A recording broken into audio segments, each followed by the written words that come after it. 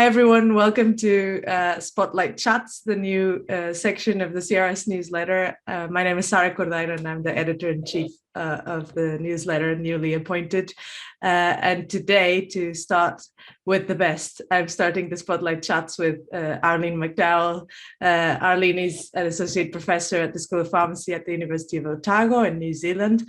And she was the former editor-in-chief of the newsletter until very recently and for quite a long period.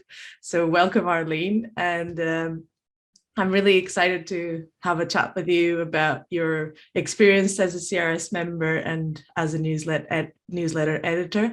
And yeah, I'll let you tell us a little bit about yourself and what you do. Cool. Thanks very much. And thanks, Sarah, for the invitation to be part of your new initiative. I think that's great. And that's really nice to be able to kick off the session. So that's cool. Thank you.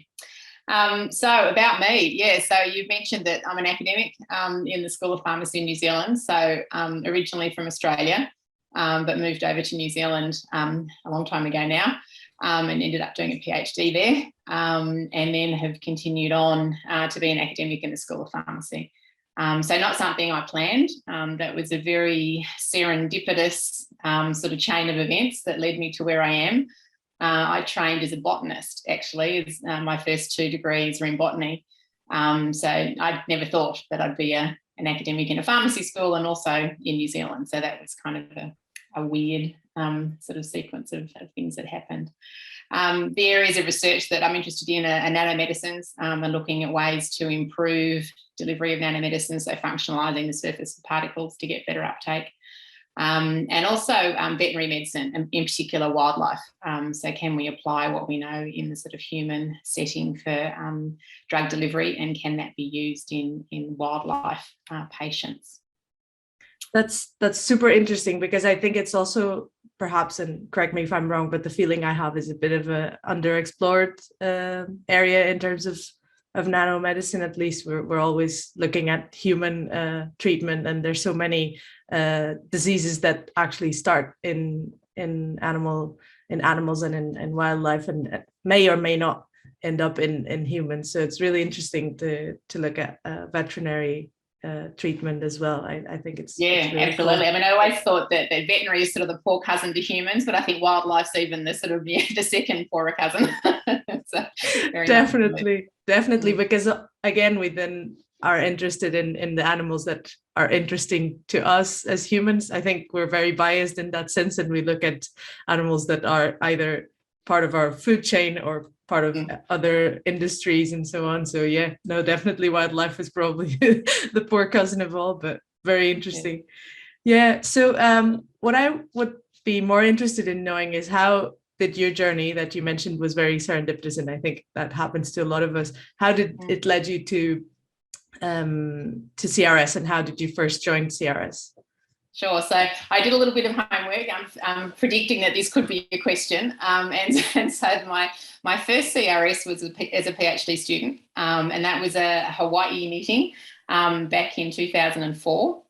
And that would have been through Thomas Radis. So he was one of my PhD supervisors. And as you know, Thomas has had a very long history with CRS. And is a very strong advocate for the society. So when it came to looking at international conferences, that was the one that he recommended his crew go on. And I remember very fondly that trip, a big group from New Zealand from the lab went over. And so that was a pretty awesome introduction into international conferences. Yeah, no, I think that's actually something we have in common, because the same thing happened for me with Maria Jose Alonso as my PhD supervisor, and also a very big advocate for CRS. So I think they put that sort of bug into us of the society, and we just tag along. And I think it's a good thing as for us as well as academics to kind of motivate our students to become part of these societies. And in that sort of line, what were the things that made you stay with CRS for this time, for this long? Sure. So I guess, again, through Thomas, that's how I became involved in some of the volunteer opportunities through CRS. So I became the student rep of the New Zealand local chapter of the CRS, and again, through sort of Thomas's encouragement. And I think that was a really, really good initial step into meeting more people. So to broadening that network and having the introduction of Thomas and other people, that they could sort of facilitate you getting to know more people.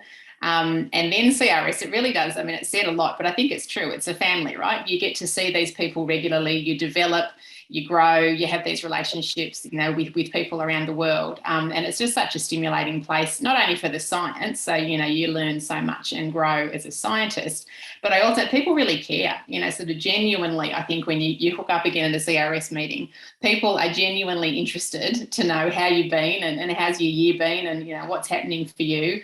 And it's a really sort of sincere, friendly environment, I think, to be part of. Yeah. Yeah, and it's one of the things I think we're all missing the most from these 2 years of virtual meetings is kind of that catching up with friends thing. I remember having that sensation when I stepped into the plane 2 years ago to go to the Valencia meeting, feeling like I was going to meet my friends more than or in parallel with the science. So I think that's the best thing. And eventually that way through the society and volunteering led you to the newsletter role, and you've done that for a very, very long time. So I was wondering what eventually led you there and what got you interested in the role of the editor. Yeah, so that was it was about 14 years ago, I think, that and that was Yvonne Perry. So she was somebody that I came to CRS, and they were after somebody to join their newsletter committee. And I kind of had this interest in, you know, sort of the publishing and you know, conveying information, sort of communication sort of aspect. And that was what the main medium of CRS at the time. That was sort of before we got really into big websites and online stuff. So that was an exciting opportunity to be part of that. And again, it helps you to grow your network. You know, you get to know more people, you talk to people at conferences and you ask them if they can write articles, and then you sort of have a contact, you know, that way. So that was one of the first, but I have been involved in a number of other committees through CRS. So I've done another, I was chair of the VET committee for a long time. I was involved in the Board of Scientific Advisors. I've been on our chapter, so I started as student rep, but then I worked up to secretary and vice president, and then I was also president of our local chapter. So I've had a number of different roles within the organisation, but always the newsletter sort of continued through as something that I was part of. Yeah, and what do you think changed the most from when you first started as the newsletter editor and until now? What do you think has gotten better or changed the most throughout the years?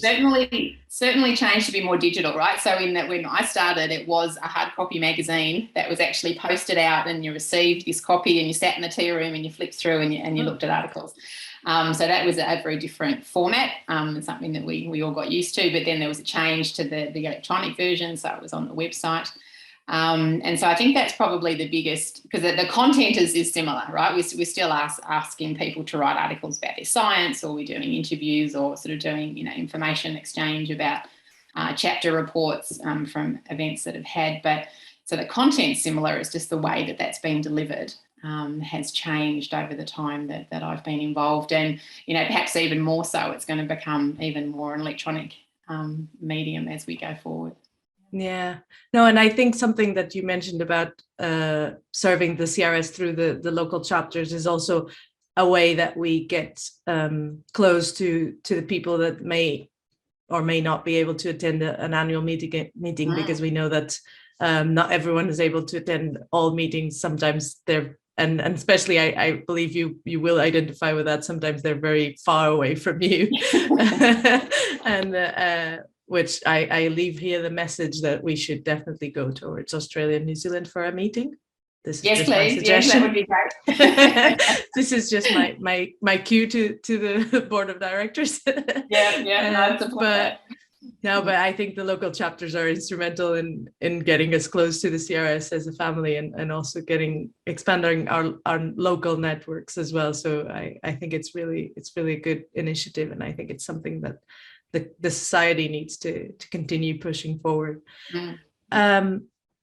And since you've served in various committees and worked with the society in various areas, what would you say was your best experience throughout these years in the CRS? What was the best thing that you take forward or in your memories? Yeah, something, I don't know, they're all a little bit different. So I had the opportunity to be somebody who was mentored. So one of the first mentor-mentee sort of protege programs we had, I was paired up with Mike Rathbone as my mentor, and I was the mentee. And so that was a really useful, experience to learn, from somebody that had a lot more experience than me and a lot more experience within CRS too. But then on the flip side of that, more recently, I've been one of the mentors in the Women in Science program. And so I thought that was brilliant to be able to sort of take it the other way and to speak to sort of, more emerging scientists. And I hope to be useful. That's the things I said I hope were useful for them. But then there's been things like, within the chapter meetings, that was a brilliant opportunity to organise more local events. And so that was, learning a whole lot of new skills that you don't realise. And you realise the importance of, getting abstracts in on time. If someone asks you for a deadline when you go to the organising role, you then realise, well, actually, yeah, it's important to hit those deadlines.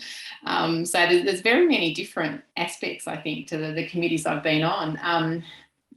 So... Also, the vet organising the vet program, that was brilliant to be able to bring together people from around the world into a vet program and talk about vet stuff, which of course I'm interested in. So, I think that the standout feature has just been the people that I've met along the way. I think that, it really has been an advantage of being part of these committees. Yeah. Yeah, no, and I think that one of the best things about CRS that we alluded to a while ago is this family feeling also allows you to really reach out to people, as you were mentioning, that are more senior in a very natural way. That's always how I felt when I was a PhD student attending the meetings and a postdoc, was that I could approach basically anyone in the meeting with a very natural feeling that we were all there in a kind of the same level, which we obviously were not, but was really cool. And I think the mentoring opportunities within the CRS are really, really valuable. And I can say that I've benefited from them as well. So I think it's a really excellent opportunity. And I see from what you said before that we got, again, another thing in common. The same person put us into the newsletter, or kind of motivated us to the newsletter. So hi, Yvonne. Hi, Yvonne. No, that was the same thing for me.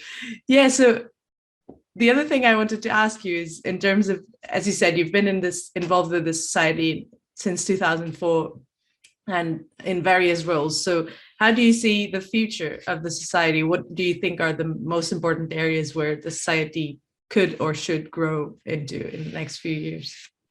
Yeah, well, I think you've already touched on this idea too. I think that although we are a global society, there is huge power in the regional sort of aspects of it. And so through the chapters and being able to sort of branch into those areas, I think is really important. And the pandemic, I think it's highlighted that too, right? So our inability to travel great distances has been reduced, and perhaps and hopefully over time that will rectify itself. But, growing that sort of local, body of knowledge and sort of the interactions that you can have on a local scale, I think is really quite critical and can sustain, I think, the CRS. So I think there's opportunities for CRS to have, maybe something like satellite meetings, as well as sort of having the main annual meeting. But, do we have sort of smaller meetings in more regional areas? And I certainly see that our reach could be extended, within places like China and India. So I know that we have some input from those parts of the world. But I think there are lots of more opportunities that can grow in those regions too. Yeah, and I think the concept of satellite meetings is also very important from the point of view of, well, we're talking a lot about that sustainability and the need to not travel so much or to not abuse travel so much, even though we really like to meet people. And also in areas where maybe the research funding is not so widely available and people may not have the money. Yeah, no.